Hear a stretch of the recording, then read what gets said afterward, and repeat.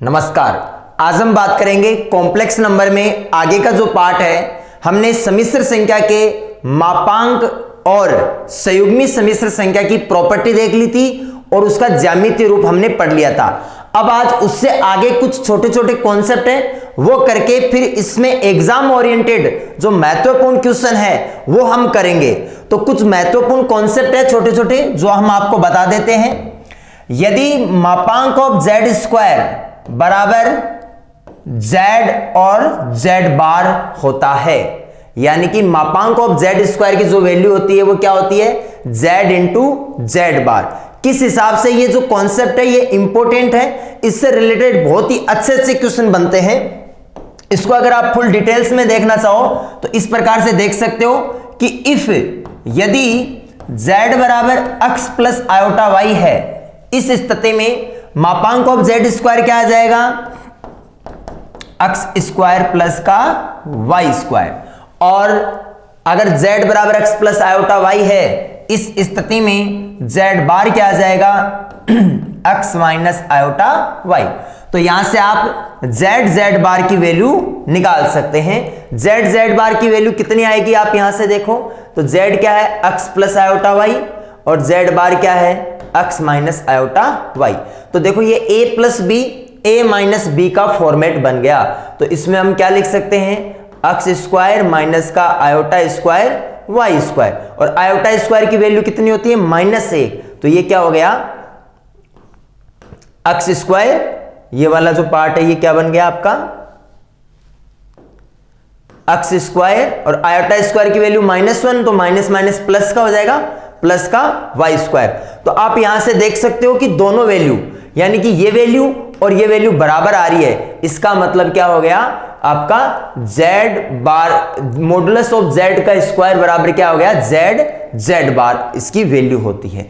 इसी प्रकार आप यहां से किसी भी सम्मिश्र संख्या की प्रतिलोम सम्मिश्र संख्या कैसे निकाल सकते हैं वो भी आप यहां से फॉर्मूला बना सकते हैं। तो आगे हम पढ़ेंगे प्रतिलोम सम्मिश्र संख्या, प्रतिलोम सम्मिश्र संख्या। तो प्रतिलोम सम्मिश्र संख्या देखिए क्या होती है, इसको हम z इनवर्स से रिप्रेजेंट करते हैं। तो आप यहां से देखिए z बार बराबर मापांक ऑफ z स्क्वायर है, z बार बराबर मापांक ऑफ z स्क्वायर है। तो आप यहां से क्या कीजिए, तो z बराबर क्या आ गया, मापांक ऑफ z स्क्वायर बटे में z बार। इसका आप उल्टा करोगे तो 1/z बराबर कितना आ गया, z बार अपॉन में मापांक ऑफ z स्क्वायर। और 1/z को हम क्या लिख सकते हैं, z इनवर्स। तो z इनवर्स बराबर क्या आ गया, z बार अपॉन में मापांक ऑफ z स्क्वायर। ठीक है, तो ये जो वैल्यू है इसे बोलते हैं सम्मिश्र संख्या की प्रतिलोम सम्मिश्र संख्या। तो जब भी आपको किसी भी सम्मिश्र संख्या की प्रतिलोम सम्मिश्र संख्या निकालनी है तो आपको ये वाला फॉर्मूला यूज करना है। डायरेक्ट क्या लिखना है, z बार और बट्टे में मापांक ऑफ z स्क्वायर यानी मॉडुलस ऑफ z स्क्वायर। आप वैल्यू के अंदर वैल्यू पुटअप कीजिए और डायरेक्ट इसका आंसर फाइंड कर सकते हैं। अब यहां से देखिए हम आपको एक क्वेश्चन दिखाते हैं इसके अंदर जो सेकंड ग्रेड के अंदर आया हुआ है। बहुत ही सिंपल सा क्वेश्चन है, एकदम डायरेक्ट कॉन्सेप्ट पर टाइप का भी कई बार एग्जाम में क्वेश्चन आ सकता है। तो नेक्स्ट देखते हैं, जो क्वेश्चन आया हुआ है वो क्वेश्चन क्या है कि यदि z एक सम्मिश्र संख्या, यदि z एक सम्मिश्र संख्या इस प्रकार है, z एक सम्मिश्र संख्या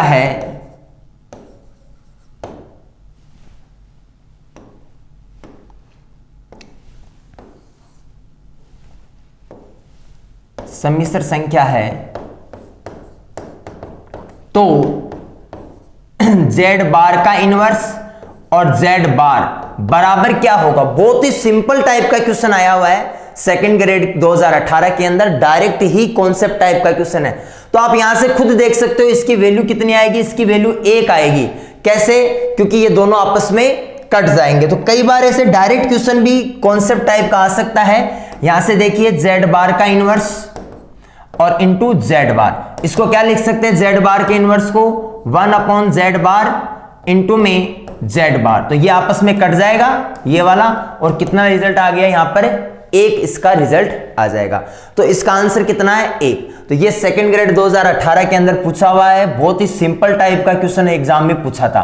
तो कई बार क्या होता है बेसिक जो प्रॉपर्टी है वहां से भी एग्जाम में क्वेश्चन आ सकता है, तो आपको प्रॉपर्टी को भी ध्यान रखना है, और प्रॉपर्टी पर बेस्ड जो एग्जाम ओरिएंटेड जो क्वेश्चन होते हैं उनको भी विशेष तौर से फोकस करना है। तो अब देखिए इस पर ऊपर अपन एक महत्वपूर्ण क्वेश्चन लेते हैं, प्रॉपर्टी बेस्ड बहुत ही शानदार क्वेश्चन लेते हैं। तो क्वेश्चन है यदि Z1, Z2 और Z3 इस प्रकार हैं कि मापांक ऑफ Z1 बराबर मापांक ऑफ Z2 बराबर मापांक of Z3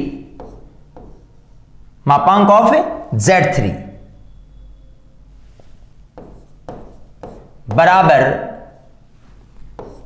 1 upon Z1 plus 1 upon Z2 plus 1 upon Z3 का मापांक बराबर 1, यानी कि इनका मापांक कितना है 1 हो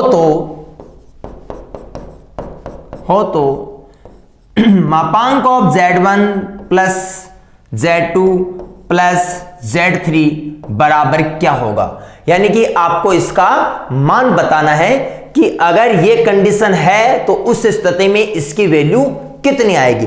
तो देखिए अभी जो आपको मैंने कॉन्सेप्ट लिखवाया था ये इसी कॉन्सेप्ट के ऊपर बेस एक क्वेश्चन है, बहुत ही अच्छा है, बस सिंपल प्रॉपर्टी के ऊपर डिपेंड करेगा कि क्या इसका आंसर आएगा। तो देखिए आपको दिया हुआ है इसके अंदर मापांक ऑफ Z1 का और मापांक ऑफ Z2 मापांक ऑफ Z3 इन सब की वैल्यू कितनी है 1 है। तो आप क्या करो इसके अंदर इनका स्क्वायर कर दो, यानी कि मापांक ऑफ Z स्क्वायर बराबर मापांक ऑफ Z2 स्क्वायर बराबर मापांक ऑफ Z2 स्क्वायर बराबर मापांक ऑफ Z3 स्क्वायर बराबर कितना आ रहा है 1। यानी कि अगर आप इसका स्क्वायर करोगे तो भी वैल्यू कितनी रहेगी 1 रहेगी।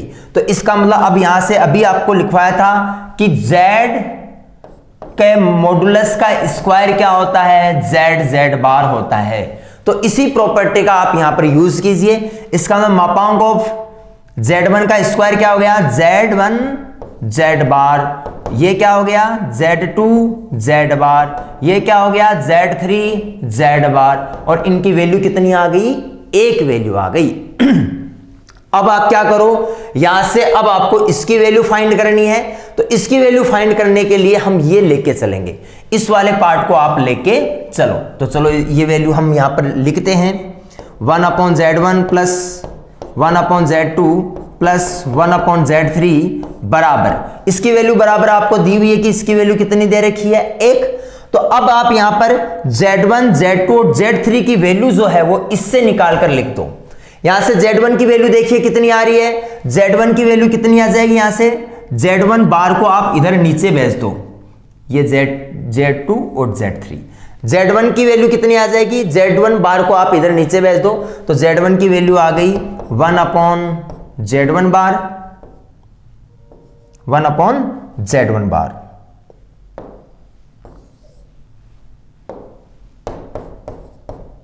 और इसी प्रकार Z2 बार की वैल्यू कितनी, Z2 की वैल्यू कितनी आ जाएगी 1 अपॉन Z2 बार, और Z3 की वैल्यू कितनी आ जाएगी 1 अपॉन Z3 बार। तो आप क्या करो तीनों की वैल्यू आप यहां पर पुटअप कर सकते हो। तो 1 अपॉन Z1 बराबर क्या आ जाएगा, इसका उल्टा कर दो तो कितना आ जाएगा Z1 बार, और 1 अपॉन Z2 कितना आ जाएगा Z2 बार, और 1 अपॉन Z3 कितना आ जाएगा Z3 बार, और इसकी वैल्यू कितनी आ गई 1। क्या किया आपको, इसको रेसिप्रोकल कर लो, यहां से 1 अपॉन Z1 बराबर तो क्या आ गया Z1 बार, और 1 अपॉन Z2 कितना आ गया Z2 बार, और 1 अपॉन Z3 कितना आ गया Z3 बार। बस सिंपल सी वैल्यू है, इसको हमने इस प्रॉपर्टी का हमने क्या किया यहां पर यूज किया है इसके अंदर। तो 1 अपॉन Z1 की जगह Z1 बार लिख दिया, 1 अपॉन Z2 की जगह Z2 बार लिख दिया, 1 अपॉन Z3 की जगह Z3 बार हमने इसमें पुटअप कर दिया। अब आगे देखिए इसकी वैल्यू कितनी आ रही है। अब आप जानते हो आपको प्रॉपर्टी मैंने लिखवाई थी अलग से कि Z1 प्लस Z2 का जो बार होता है ये इनके अलग अलग बार के योग के क्या होता है, बराबर आता है। इनके अलग अलग बार के योग के क्या आता है, बराबर आता है। इसका मतलब इसको हम कंबाइंड रूप से लिख सकते हैं। इसका मतलब इसको क्या लिख सकते हैं हम, Z1 plus Z2 plus Z3 और इसका बार एक साथ लिख सकते हैं। इसका मॉडुलस लगा हुआ है बराबर 1। देखो ये पूरा का पूरा क्वेश्चन ऐसा क्वेश्चन है जिसमें 3 से 4 टाइप की प्रॉपर्टी यूज हो रही है। तो एक प्रॉपर्टी यहां पर ये यूज होगी, एक प्रॉपर्टी यहां पर ये यूज होगी, अब यहां पर एक प्रॉपर्टी और यूज होगी।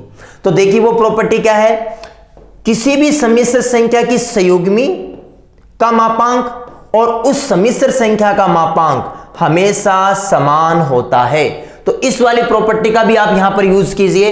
तो कितना आ जाएगा, आप क्या करो, इसका अंदर Z1 plus Z2 plus Z3 के बार का जो मापांक है यह हमेशा ही किसके बराबर होता है, Z1 plus Z2 plus Z3 के बार के मॉडुलस के बराबर होता है। तो इसकी वैल्यू कितनी आ गई, 1 आ गई। हमने कौन सी प्रॉपर्टी यूज की है, ये वाली प्रॉपर्टी यूज की है कि किसी भी सम्मिश्र संख्या की संयुग्मी का मापांक उस सम्मिश्र संख्या के मापांक के बराबर होता है। तो ये वाली प्रॉपर्टी, तो ये वाली Z1 plus Z2 plus Z3 को हमने एक सम्मिश्र संख्या मान ली Z, तो इसका जो मापांक है, इसके Z बार, इसका मापांक बार का जो मापांक है ये इस सम्मिश्र संख्या के मापांक के क्या आ गया, बराबर आ गया। तो हमारा जो आंसर आएगा Z1 plus Z2 plus Z3 के मॉडुलस का जो मान है वो कितना आ गया, 1 आ गया। तो इस टाइप से जो प्रॉपर्टी बेस्ड जो क्वेश्चन है इनका विशेष तौर से ध्यान रखिए, क्योंकि एग्जाम के लिए ये मोस्ट इंपॉर्टेंट क्वेश्चन बनते हैं। तो आप इस पूरे कंप्लीट क्वेश्चन को नोट कर लीजिए, उसके बाद में हम इसके अंदर नेक्स्ट क्वेश्चन लेते हैं। तो चलो अब नेक्स्ट इसके अंदर क्वेश्चन लेते हैं अपन। तो देखिए नेक्स्ट क्वेश्चन की बात करते हैं। इसमें एक ऐसा क्वेश्चन लेते हैं जो थोड़ा सा डिफरेंट टाइप का है। यदि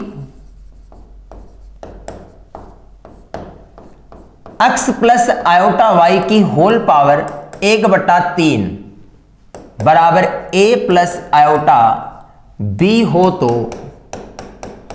x upon a plus y upon b इसकी वैल्यू कितनी आएगी। तो देखिए ये जो क्वेश्चन है ये वास्तविक और काल्पनिक भागों की तुलना वाला जो पार्ट हमने आपको बताया था कुछ उससे रिलेटेड है। तो इस क्वेश्चन को देखिए आप किस टाइप से करोगे। तो इस क्वेश्चन को सोल्व करने के लिए आपको क्या करना पड़ेगा, सबसे पहले आप इधर देखिए, आपको वैल्यू निकालनी है x upon a plus y upon b की। तो कहीं ना कहीं आपको x और y की वैल्यू इंडिविजुअल चाहिए। तो आप यहां से x और y की वैल्यू सबसे पहले तुलना करके इसकी पावर 1/3 हटाकर तुलना करके और फिर वैल्यू निकालिए। तो सबसे पहले क्या करो, आप इसका पूरे का कंप्लीट का क्यूब कर दो दोनों साइड में। तो इसका क्यूब कर देते हैं। तो इधर तो क्या हो गया x प्लस आयोटा y, और इधर क्यूब आएगा तो क्या आ जाएगा a प्लस आयोटा b का होल क्यूब, ये आ गया। अब इसको आगे सोल्व कीजिए, क्यूब इसका ओपन कर दीजिए। तो कितना आ जाएगा x प्लस आयोटा y बराबर कितना आ जाएगा, इसमें देखिए a क्यूब और प्लस का आयोटा क्यूब b क्यूब। एक बार फुल डिटेल्स में लिख देते हैं, फिर एक स्टेप और यूज कर लेंगे। और फिर क्या आ जाएगा प्लस का 3a स्क्वायर आयोटा b और प्लस का 3a iota square b square. ये हमने इसका क्यूब ओपन कर दिया। अब इसके अंदर पूरी की वैल्यू पुटअप कर देते हैं आयोटा क्यूब की और आयोटा स्क्वायर की।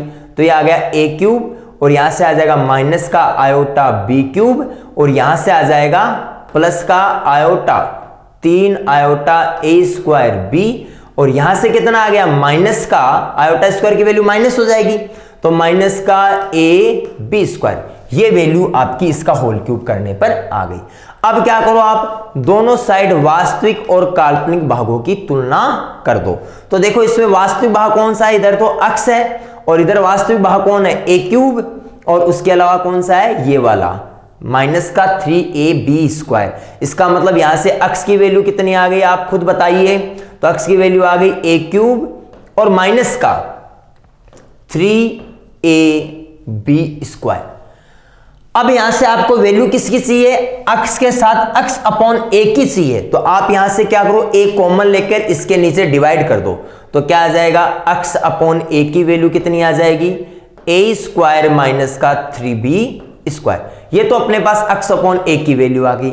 इसी प्रकार हम काल्पनिक भागों की इसमें तुलना कर देते हैं। कौन से भागों की तुलना कर देते हैं? काल्पनिक भाग। तो काल्पनिक भाग y है, इधर काल्पनिक भाग ये और ये वाला पार्ट है। तो आयोटा को छोड़कर, आयोटा को जो गुणांक है वो काल्पनिक भाग होता है। तो आपको इसमें आयोटा का कोफिशिएंट लेना है। आयोटा का क्या लेना है?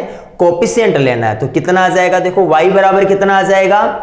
माइनस का बी क्यूब। चिन्ह को नहीं छोड़ना है, विथ साइन आपको लेना है। तो माइनस का बी क्यूब और यहां से कितना आ जाएगा? प्लस का 3a स्क्वायर b।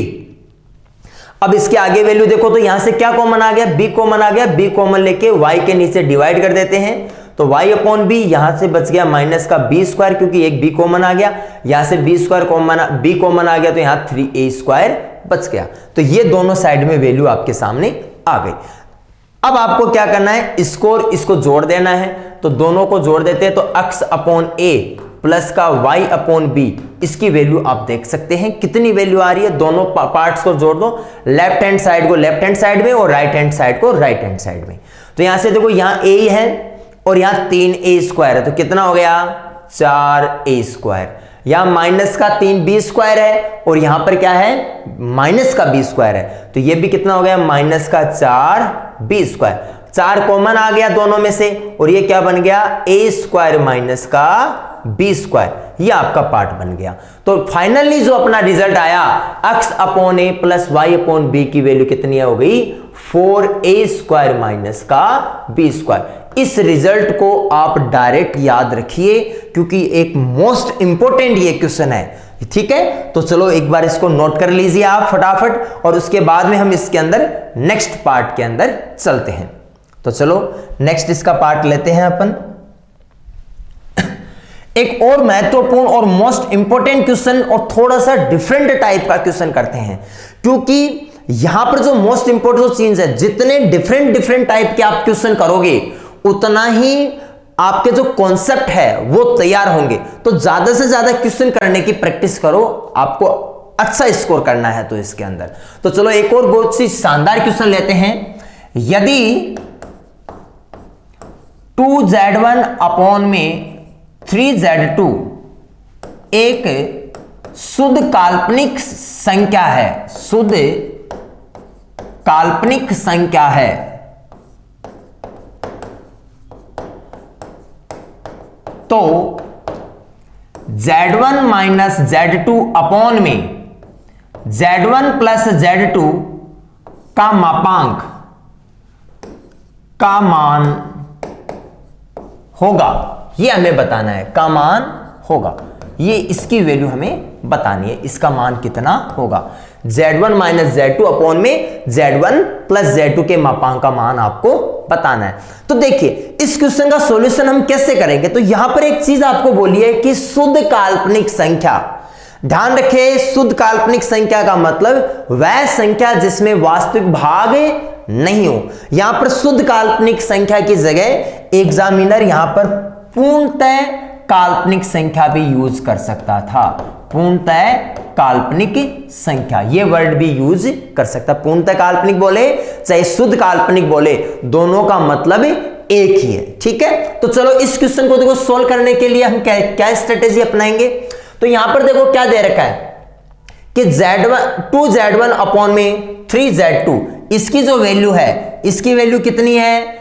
एक शुद्ध काल्पनिक संख्या। तो अब मान लो कि 2z1 अपॉन में 3z2 बराबर आयोटा y है।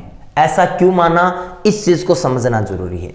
आयोटा y इसलिए माना क्योंकि ये देखो पूर्णतया काल्पनिक है, इसमें कहीं पर भी वास्तविक भाग नहीं है। इसका मतलब ये जो संख्या आपकी, ये वाली जो संख्या है वो कुछ ना कुछ इस टाइप की होगी, यानी आयोटा y टाइप की होगी। तो मैंने इसको आयोटा y मान लिया। तो यहां से आप देखो z1 बटा z2 की वैल्यू बताइए कितनी आ गई। z1 बटा z2 की वैल्यू आप निकालोगे तो 2/3 को आप इधर मल्टीप्लाई कर दो तो कितना आ जाएगा? आयोटा 3y बटे में 2। ये वैल्यू आ गई किसकी? z1 बटा z2 की। अब इस वैल्यू को हम इसके अंदर यूज करेंगे इसका मान फाइंड करने के लिए। तो हमें किसका मान ज्ञात करना है?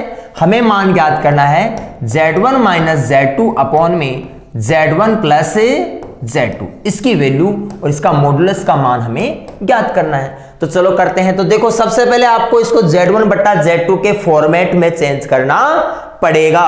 तो सबसे पहले इसको Z1 Z2 के फॉर्मेट में बदलिए। तो क्या करो आप यहां से ऊपर नीचे से Z2 कॉमन ले लो, और कॉमन लोगे तो कट जाएगा Z2 से Z2, और ये आ गया Z1 बट्टा Z2 माइनस 1 अपॉन में ये वाला क्या आ जाएगा Z1 बट्टा Z2 प्लस 1।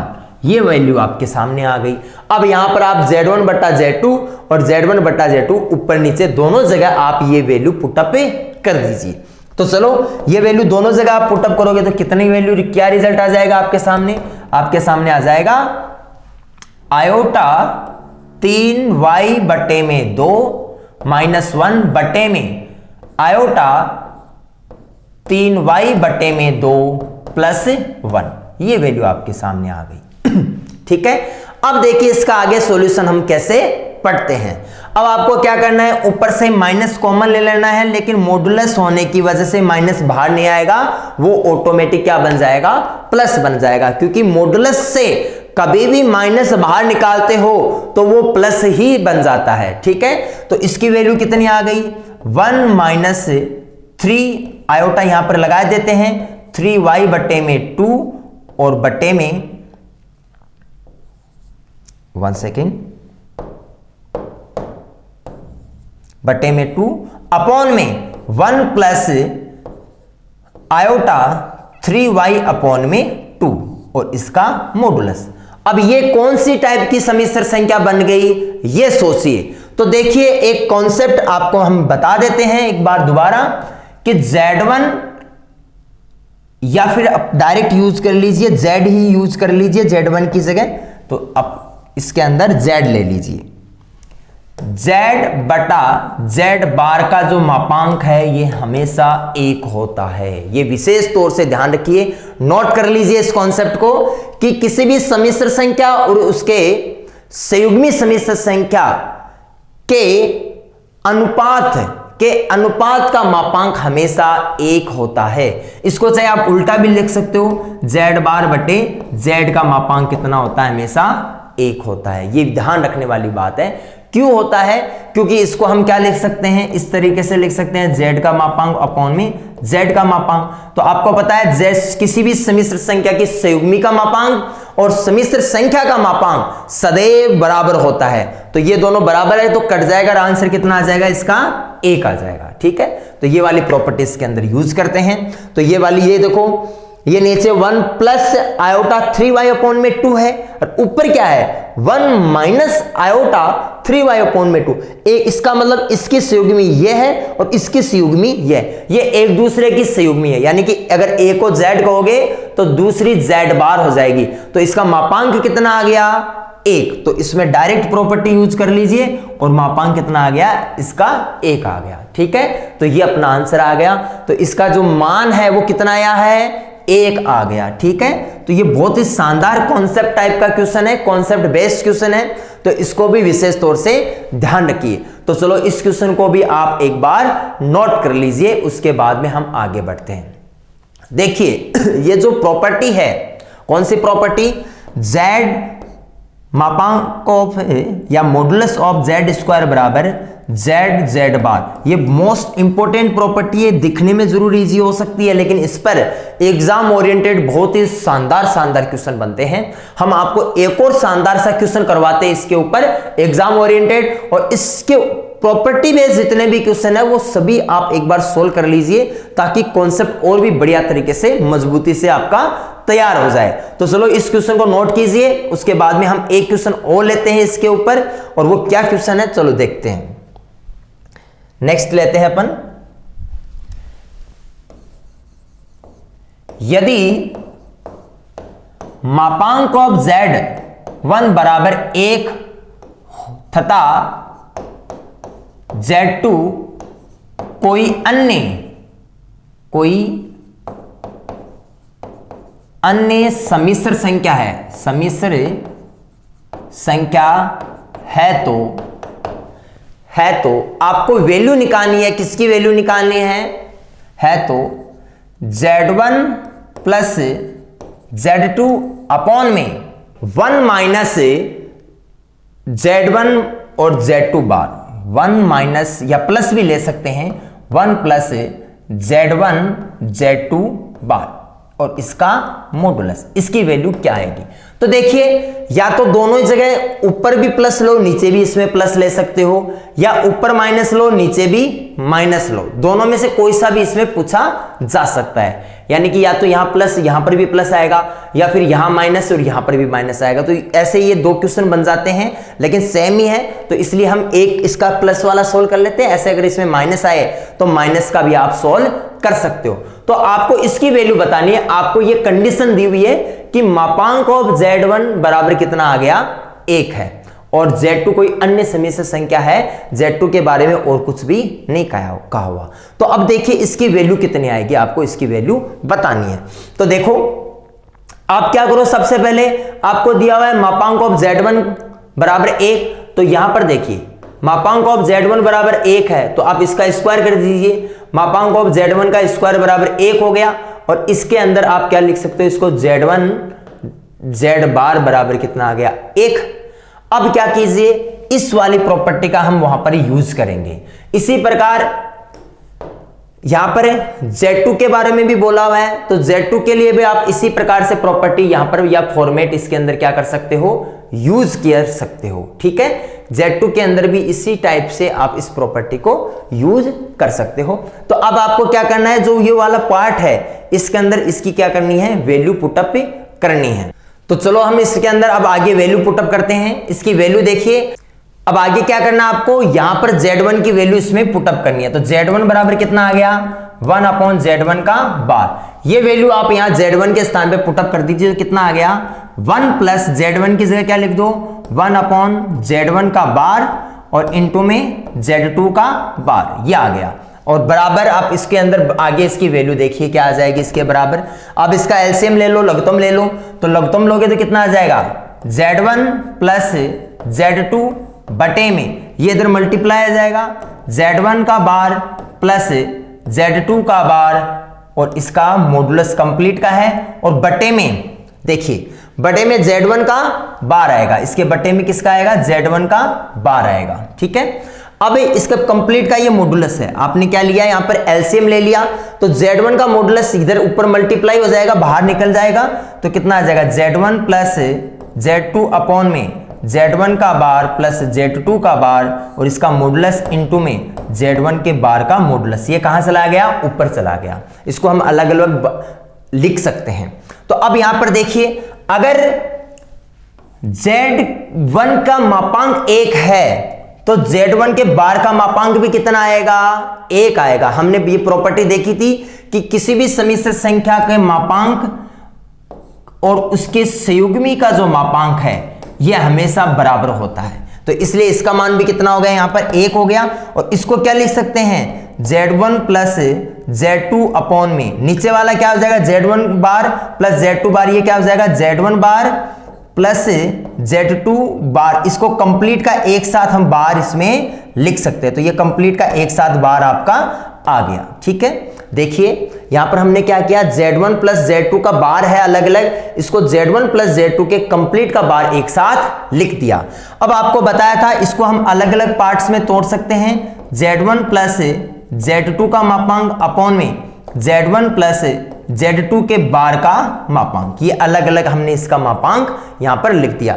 अब आपको पता है कि Z1 प्लस Z2 को कोई एक समिश्र संख्या Z मान लो, तो उस स्थिति में क्या हो जाएगा, Z1 प्लस Z2 का मापांक अपॉन में Z1 प्लस Z2 के बार का मापांक, ये दोनों की वैल्यू बराबर आएगी और बराबर आने से ये कट जाएगा और इसका आंसर कितना आ जाएगा, 1 आ जाएगा। यहां पर हम कौन सी प्रॉपर्टी यूज कर रहे हैं, Z अपॉन में Z बार के मापांक, इसकी जो वैल्यू आएगी ये मापांक ऑफ Z अपॉन में मापांक ऑफ Z बार। अब यहां पर देखिए दोनों की वैल्यू बराबर है, तो कट के आंसर कितना आ जाएगा, 1 आ जाएगा। और हमने वही यहां पर यूज किया है, इसका मतलब इसकी जो वैल्यू आएगी वो वैल्यू कितनी आ जाएगी, 1 आ जाएगी। ठीक है, तो ये विशेष तौर से ध्यान रखिए कि इस क्वेश्चन का आंसर भी कितना आ रहा है, 1 आ रहा है। तो तो इस टाइप से मापांक की प्रॉपर्टी से संबंधित अगर कोई भी क्वेश्चन आता है तो उसको किस प्रकार से सोल्व किया जाता है, उनमें इन जनरली ध्यान रखें, ज्यादातर एक तो ये प्रॉपर्टी और एक ये प्रॉपर्टी, ज्यादातर यही प्रॉपर्टियां इसमें यूज होती है। ठीक है, तो इन दोनों प्रॉपर्टी को मापांक से रिलेटेड जो क्वेश्चन आए उनमें ध्यान में रखना की आवश्यकता है। चलो इस क्वेश्चन को नोट कर लीजिए और उसके बाद में हम इसमें एक नया पार्ट इसमें देखते हैं कि कोई भी दो सम्मिश्र संख्या है उनमें तुलना की जा सकती है या तुलना नहीं की जा सकती है, किस प्रकार से सम्मिश्र संख्या में कौन सी सम्मिश्र संख्या बड़ी होती है, कौन सी छोटी होती है, क्या रियल में कोई सम्मिश्र संख्या बड़ी और छोटी हो सकती है या नहीं हो सकती, इसके बारे में हम इसमें चर्चा करने वाले हैं। तो चलो नेक्स्ट देखते हैं हम इसमें। तो देखिए, ध्यान रखने वाली बात है, कोई भी दो सम्मिश्र संख्याओं में आपस में तुलना नहीं की जा सकती, विशेष तौर से ध्यान रखिए। यानी कि a प्लस आयोटा b छोटा है c प्लस आयोटा d से, यह हमेशा असत्य है। क्या है? असत्य है। यह ध्यान रखने वाली बात है। कैसे?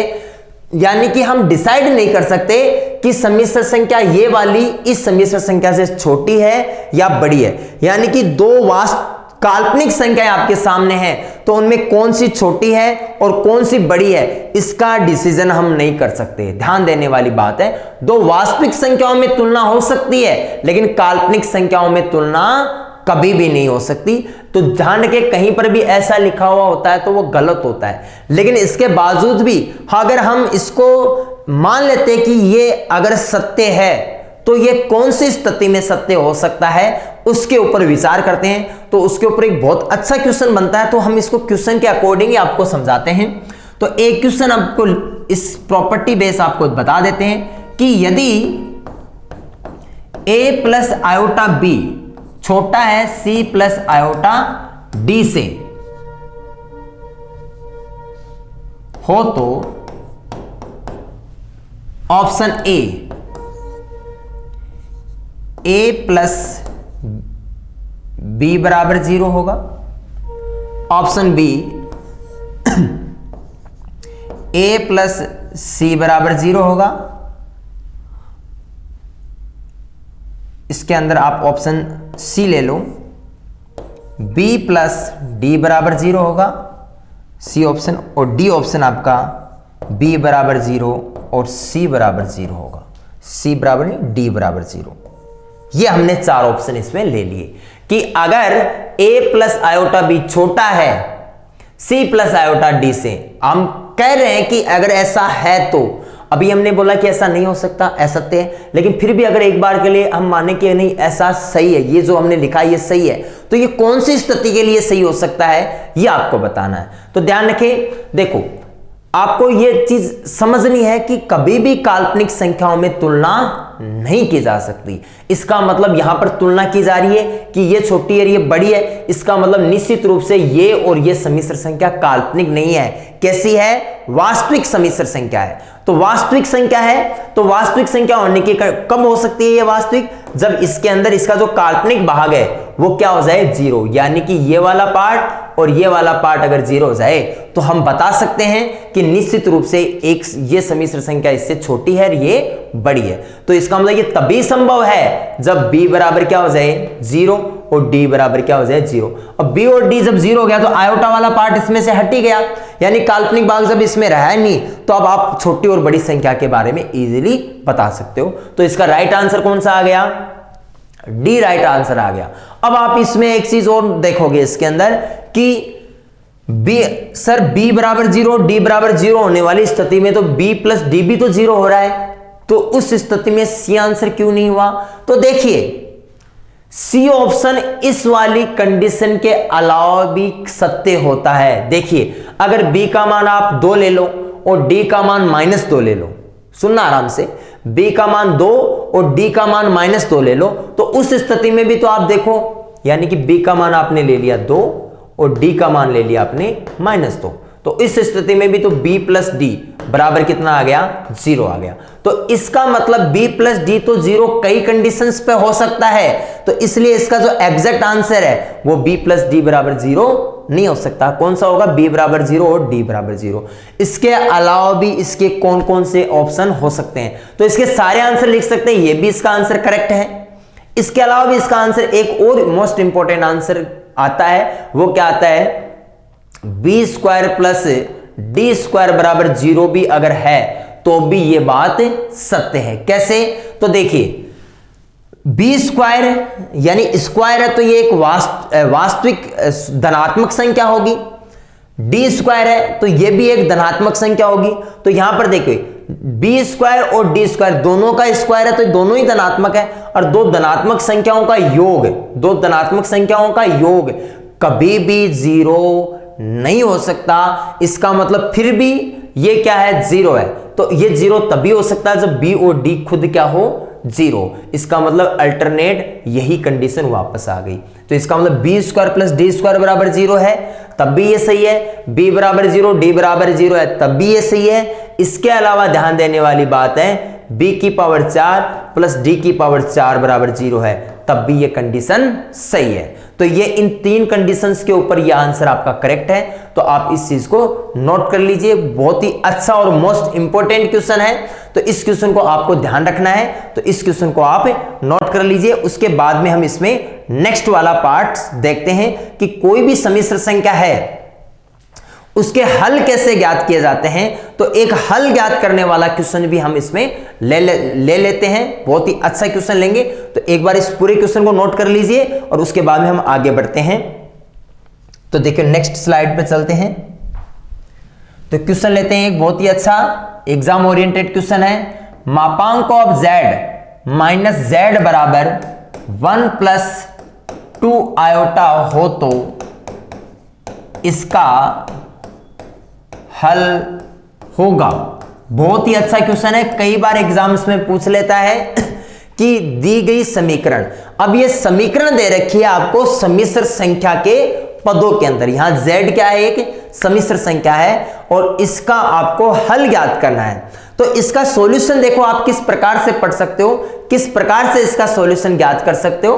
तो वो देखिए आपको क्या करना है, ऐसे जब भी कोई भी सम्मिश्र संख्या के हल ज्ञात करने वाला क्वेश्चन आता है तो उसमें आपको क्या करना है? z बराबर x प्लस आयोटा y मानना है। क्या करना है आपको विशेष तौर से ध्यान रखना है, z बराबर क्या मानना है? x plus iota y। इसमें आप पुटअप कर दो और यहां से यानी कि हल का मतलब हो गया z का मान ज्ञात करना है। z का जो मान आएगा वही इसका हल होगा। तो z बराबर x प्लस आयोटा y आप इसमें पुटअप कर दो। तो पुटअप करेंगे तो क्या आ जाएगा? यहां पर x प्लस आयोटा y का मापांक माइनस का x प्लस का आयोटा y ब्रैकेट में और बराबर 1 प्लस 2 आयोटा। अब देखिए इसका मापांक कितना हो जाएगा? Under root x square plus y square, और ये ब्रैकेट खोल दोगे तो माइनस का x माइनस का आयोटा y बराबर 1 प्लस 2 आयोटा। दोनों तरफ वास्तविक और काल्पनिक भागों की आप क्या कर दो? तुलना कर दो। तो तुलना करेंगे तो इधर वास्तविक भाग कौन कौन सा है? देखो x square under root x square plus y square और माइनस का x, ये तो वास्तविक भाग है पूरा का पूरा। और इधर वास्तविक भाग कौन है? इधर वास्तविक भाग 1 है तो इसकी वैल्यू तो आ गई 1, ये तो वास्तविक भाग निकाल लिया। और काल्पनिक भाग क्या है इसमें? इधर माइनस का y है और इधर कितना है? ओनली 2। तो ये आपने काल्पनिक भाग लिख किया। तो हमने क्या किया? वास्तविक और काल्पनिक भागों की अलग अलग क्या कर दी? तुलना कर दी। तो यहां से y बराबर कितना आ गया बताओ? माइनस का 2 आ गया। y बराबर कितना आ गया? माइनस का 2 आ गया। अब इसके आगे वैल्यू कैसे फाइंड करते हैं? तो देखो y का मान उठाकर आप यहां पर रख दो। y का मान -2 यहां रखोगे तो -2 का स्क्वायर कितना हो जाएगा? 4। तो इसके अंदर आप वैल्यू पुटअप करो तो x स्क्वायर प्लस का -2 का स्क्वायर माइनस का x बराबर 1, तो ये 4 हो गया। तो फाइनल रिजल्ट कितना आ गया? इसको आप क्या ऐसे लिख दो, x स्क्वायर प्लस का 4 और इसको आप इधर ले आओ तो ये क्या हो जाएगा? 1 प्लस x। अब क्या करो, आप दोनों तरफ इसका स्क्वायर कर दो। दोनों तरफ स्क्वायर करेंगे तो ये वैल्यू कितनी आ जाएगी? x स्क्वायर प्लस का 4, इधर इसका स्क्वायर कर दो तो ये आ जाएगा 1 प्लस x का होल स्क्वायर। अब होल स्क्वायर खोल दो तो 1 प्लस x स्क्वायर प्लस का 2x आ गया। और इधर आ गया x स्क्वायर प्लस का 4। यहां से आप देख सकते हो दो टर्म कट जाएगी, x स्क्वायर से x स्क्वायर कट गया यहां पर, ठीक है, और ये कट गया तो यहां से वैल्यू कितनी आ गई 2x बराबर कितना आ गया 1 को इधर ले आओ तो 4 माइनस 1 कितना हो गया 3, और यहां से x बराबर कितना आ गया 3/2। तो x की वैल्यू तो आ गई आपके पास 3/2 और y की वैल्यू कितनी आ गई -2। तो इस स्थिति में आपका जो z है z कितना आ जाएगा, z बराबर आप इसके अंदर वैल्यू पुटअप कर लीजिए, z बराबर क्या है x प्लस आयोटा वाई, तो x का मान तो 3/2 और y की वैल्यू कितनी है माइनस का, तो -2 आयोटा। ये आपका इसका फाइनल आंसर आ गया। तो इस प्रकार से कोई भी आपके सामने क्वेश्चन आए जिसमें आपको सम्मिश्र संख्या का हल ज्ञात करना हो तो आप इस वाले मेथड का प्रयोग करके और सम्मिश्र संख्या का हल ज्ञात कर सकते हो, चाहे किसी भी प्रकार का क्वेश्चन आए। अब एक और हम इसी टाइप का एक क्वेश्चन और लेते हैं जिसमें भी आपको इस प्रकार से ही z बराबर x plus iota y put up करना हो। ध्यान रखिए कुछ क्वेश्चन ऐसे होते हैं जिनका हम सॉल्यूशन ज्ञात करने के लिए आपको z बराबर x plus iota y put up करना है और उसके बाद में ही इसका आंसर आएगा। तो चलो इस क्वेश्चन को नोट कर लीजिए, फिर हम इसमें आगे बढ़ते हैं। एक क्वेश्चन और ले लेते हैं इसके अंदर। तो देखो अब एक क्वेश्चन लेते हैं, बहुत ही अच्छा क्वेश्चन है, एग्जाम ओरिएंटेड क्वेश्चन है। यदि z minus iota y, iota रहने दो, और z प्लस आयोटा का मापांक बराबर 1 हो तो, दोबारा देखना, z माइनस आयोटा अपॉन में z प्लस आयोटा का मापांक 1 हो तो z का बिंदु पथ होगा, बिंदु पथ होगा। अब इस क्वेश्चन को दो प्रकार से पूछा जा सकता है। आपको यह भी बोल सकता है कि बिंदु पथ होगा, z का बिंदु पथ क्या होगा, और यह भी पूछ सकता है कि z कहां स्थित होगा। इस बात का भी ध्यान रखने, z कहां स्थित होगा या z का बिंदु पथ क्या होगा। दोनों ही प्रकार से इस क्वेश्चन को पूछा जा सकता है। तो दोनों ही स्थिति में इस क्वेश्चन को आप कैसे करोगे, तो चलो हम इसको स्टार्ट करते हैं। तो देखिए इस क्वेश्चन में भी आप देखो, इसको डायरेक्ट सोल्व करने की कोशिश करो। डायरेक्ट ये किसी भी प्रकार से सोल्व नहीं होगा, आपको यहां z बराबर x plus iota y put up करना ही पड़ेगा। जब आपको लग जाए कि ये क्वेश्चन डायरेक्ट सोल्व नहीं हो सकता है तो आपको उसके अंदर z बराबर x plus iota y put up कर देना है। तो देखो x प्लस आयोटा वाई अगर आप इसमें पुटअप करोगे तो क्या रिजल्ट आएगा, यहां पर देखो z बराबर आप क्या रख दो x प्लस आयोटा वाई। तो z बराबर x प्लस आयोटा वाई इसमें रखेंगे तो कितना आ जाएगा x plus iota y minus का आयोटा अपॉन में x प्लस आयोटा वाई और प्लस का आयोटा, और इसका मापांक बराबर कितना आ गया 1 आ गया।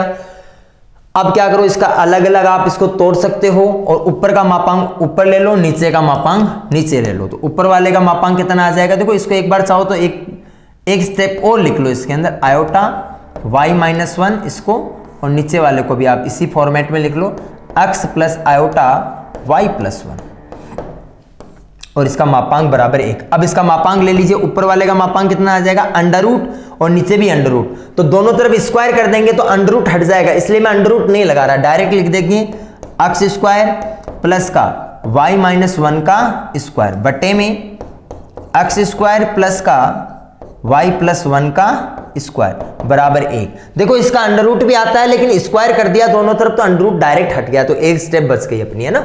अब इसका देखो आगे सॉल्यूशन करते हैं, क्रॉस मल्टीप्लाई कर दो, इसका इधर गुणा कर देंगे तो क्या आ जाएगा x स्क्वायर प्लस का y माइनस 1 का स्क्वायर बराबर, ये इधर गुणा होगा तो क्या आ जाएगा x square plus y plus 1 का स्क्वायर। तो दोनों तरफ x स्क्वायर से x स्क्वायर कट गया और इसका स्क्वायर खोल दोगे तो कितना आ जाएगा y स्क्वायर प्लस का 1 माइनस का 2y और बराबर ये भी कितना आ गया y स्क्वायर प्लस का 1 और प्लस का 2y। ठीक है, तो यहां से आप देखो दोनों पार्ट्स में से आप देख सकते हो, इसमें से y स्क्वायर कट गया और 1 से 1 कट गया। ठीक है, तो कितना बच गया, केवल और केवल क्या बच गया आपके पास में ये इधर माइनस का 2y इधर 2y, तो एक तरफ ले लेंगे तो कितना आ जाएगा 4y बराबर 0। 4 कांस्टेंट है तो क्या आ गया y बराबर 0। तो यहां से आपको रिजल्ट मिला y बराबर 0। तो y बराबर 0 कौन सी x के ऊपर होता है, अक्ष अक्ष के ऊपर, ध्यान रखना y बराबर 0 कौन सी अक्ष के ऊपर होता है, अक्ष अक्ष के ऊपर, ठीक है। इसका मतलब z बराबर y बराबर 0 आ गया, तो z बराबर क्या आ गया, ओनली अक्ष आ गया, यानी ओनली वास्तविक भाग आ गया। इसका मतलब z का जो बिंदु पथ है वो कौन आ गया, अक्ष अक्ष आ गया। दोबारा इस चीज को समझ लेना एक बार, यहां पर y बराबर 0, तो y बराबर 0 कौन सी अक्ष के ऊपर होता है, y बराबर 0 अक्ष अक्ष के ऊपर होता है, पूरी अक्ष अक्ष के ऊपर y बराबर 0 होता है, तो y बराबर 0 अक्ष अक्ष के ऊपर होता है। इसका मतलब अक्ष अक्ष जो आपकी है ये क्या आ गया, इसका बिंदु पथ आ गया, क्या आ गया, बिंदु पथ। तो अब बिंदु पथ पूछे तो अक्ष अक्ष आ गया इसका आंसर, और अगर आपको पूछे कि z अक्ष कौन सी अक्ष पर स्थित है तो उसका आंसर भी अक्ष अक्ष आएगा। तो मैंने कहा कि अगर बिंदु पथ पूछे या z कहां स्थित है, दोनों ही स्थिति में इसका आंसर क्या आएगा, अक्ष अक्ष आएगा, ठीक है। तो ये बहुत ही अच्छा क्वेश्चन है। इस टाइप के और भी काफी क्वेश्चन पूछे जा सकते हैं एग्जाम में। तो बिंदु पथ वाले जितने भी क्वेश्चन है या अक्ष आपका सम्मिश्र संख्या z कहां स्थित है, उन सभी क्वेश्चनों में आपको केवल और केवल z बराबर अक्ष प्लस आयोटा y पुटअप करना है और उसका आंसर फाइंड करना है। तो ये बहुत ही शानदार टाइप के क्वेश्चन है। ऐसे क्वेश्चनों को एग्जाम में अगर आते हैं तो इनको बहुत ही ध्यान से और बहुत ही प्री प्लानिंग से आपको करना है। कहीं पर भी इसमें गलती करने की कोई गुंजाइश अगर आपको नजर आए तो वो देखो गलती कहां होती है। एक आप मापांक लेते हो तो मापांक लेते तो क्रॉस मल्टीप्लाई, एक बार इसको आप अरेंज कर लीजिए, सही तरीके से अरेंज कर लोगे तो फिर कोई गलतियां नहीं होगी इसके अंदर। आराम से स्टेप बाय स्टेप करो। कुछ स्टेप एग्जाम के अंदर क्वेश्चन को जल्दी करने के लिए, कुछ स्टेप आप डायरेक्ट भी सोल्व करने की कोशिश करो। अभी यहां पर आपको समझाने के लिए हम जो क्वेश्चन करते हैं ये फुल डिटेल से करते हैं। इसमें आप कुछ स्टेप्स को डायरेक्ट सोल्व भी कर सकते हो। तो एग्जाम में अगर क्वेश्चन को आपको थोड़ा फास्ट करना है पहली चीज, और कुछ स्टेप आप डायरेक्ट जितने स्टेप सोल्व कर सकते हो वो डायरेक्ट सोल्व करें। और जितने भी कॉन्सेप्ट है, ध्यान रखने वाली बात है, कॉन्सेप्ट को आपको विशेष तरीके से फोकस करना है। माइंड में कॉन्सेप्ट सेट होना चाहिए तो ही आप क्वेश्चन को जल्दी कर पाओगे। अगर कॉन्सेप्ट तैयार नहीं है तो क्वेश्चन को आप जल्दी स्पीड से नहीं कर सकोगे। कहीं ना कहीं इस क्वेश्चन में फिर करने में आपको प्रॉब्लम्स आ सकती है। तो विशेष तौर से इस चीज का ध्यान रखें। चलो एक और क्वेश्चन हम नेक्स्ट ले लेते हैं कि कोई भी सम्मिश्र संख्या है उसकी प्रतिलोम सम्मिश्र संख्या हम कैसे ज्ञात करें। तो ये छोटा सा पार्ट है तो वो भी देख लेते हैं। तो आपको स्टार्टिंग में मैंने बता दिया था कि सम्मिश्र संख्या की प्रतिलोम सम्मिश्र संख्या z इनवर्स होती है। z इनवर्स क्या होती है, z बार बटे में मापांक ऑफ z स्क्वायर। तो इसके ऊपर भी बेस एक क्वेश्चन ले लेते हैं ताकि ये कॉन्सेप्ट भी तैयार हो जाता है। तो क्वेश्चन है, यदि z बराबर एक सिंपल टाइप का क्वेश्चन ले लेते हैं 3 माइनस का 4 आयोटा हो तो z इनवर्स क्या होगा। z इनवर्स बराबर आपको बताना है, इसकी वैल्यू आपको बतानी है, इसकी वैल्यू आपको बतानी है, ठीक है। तो देखो आप क्या करो, बहुत ही सिंपल है। z इनवर्स बराबर आपको आपके सामने फॉर्मूला है। तो इसकी संयुग्मी, तो इसकी संयुग्मी 3 प्लस 4 आयोटा हो जाएगी। क्या z बार क्या हो जाएगा, 3 प्लस 4 आयोटा। यहां इधर लिख देता हूं मैं, z बार कितना हो गया 3 प्लस 4 आयोटा अपॉन में इसका मापांक मॉडुलस, तो और मॉडुलस का स्क्वायर, तो सिंपल स्क्वायर लिखना है। तो 3 का स्क्वायर 9 और 4 का स्क्वायर 16, तो 25 हो गया। तो कितना आ गया 3/25 प्लस का 4 अपॉन में 25 आयोटा, ठीक है। ये आपका फाइनल इसका आंसर आ गया। तो सम्मिश्र संख्या की प्रतिलोम सम्मिश्र संख्या जब भी निकालनी है तो उसमें कोई ज्यादा जोर नहीं आएगा, एकदम सिंपल सा फॉर्मेट है, इजीली आप इसको सोल्व कर सकते हो। कुछ और छोटे छोटे जो पॉइंट है कॉन्सेप्ट के वो भी आपको यहां पर लिख देते हैं। तो देखो कोई भी सम्मिश्र संख्या होती है आपकी z, उसके लिए हम बात करते हैं। तो किसी भी सम्मिश्र संख्या का मापांक, उसकी संयुग्मी का मापांक, ध्यान रखने वाली बात है, और उसके माइनस यानी माइनस z का मापांक, आयोटा z का मापांक, माइनस आयोटा z का मापांक, ठीक है, और आयोटा संयुग्मी का मापांक, इन सब की जो वैल्यू है ये सदैव बराबर आती है। ध्यान रखने वाली बात है, बहुत ही शानदार और छोटा सा कॉन्सेप्ट है। लेकिन ध्यान रखें ये इसका इनवर्स जो है मापांक ऑफ z और मापांक ऑफ z इनवर्स ये आपस में बराबर नहीं होते हैं, इस चीज को भी आप ध्यान रखें। कोई पर्टिकुलर कंडीशन में ये वैल्यू बराबर हो सकती है, लेकिन ऑलवेज बराबर नहीं होते हैं। तो कई बार इन कॉन्सेप्ट में आपको क्वेश्चन सोल्व करोगे तो क्वेश्चन सोल्व करने में भी हेल्प मिलेगी, तो इस कॉन्सेप्ट को ध्यान रखें। इसके अलावा और भी एक छोटा सा कॉन्सेप्ट है जो भी आपको लिख देते हैं। एक ये पॉइंट हो गया, एक ये पॉइंट हो गया। उसके अलावा एक पॉइंट और इसमें नोट करके आप लिख लीजिए कि जो मापांक है z, ये हमेशा ही 0 से क्या होता है, बड़ा होता है, और 0 के बराबर भी हो सकता है, लेकिन ऋणात्मक नहीं होगा। ये ध्यान रखने वाली बात है, 0 या 0 से बड़ा होता है। ठीक है, तो ये आपको ध्यान रखना है। इसका मतलब क्या हो गया, इसका मतलब ये हो गया कि मापांक ऑफ z कभी भी छोटा नहीं होता किससे, 0 से। 0 हो सकता है, लेकिन 0 होने वाली कंडीशन में आपको हमने पहले बता दिया था कि मापांक ऑफ z 0 तभी हो सकता है जब सम्मिश्र संख्या z खुद क्या हो, 0। एक ही स्थिति में हो सकता है, और सम्मिश्र संख्या z 0 तो मापांक 0 होगा, और मापांक 0 तो सम्मिश्र संख्या खुद क्या होगी, 0 होगी।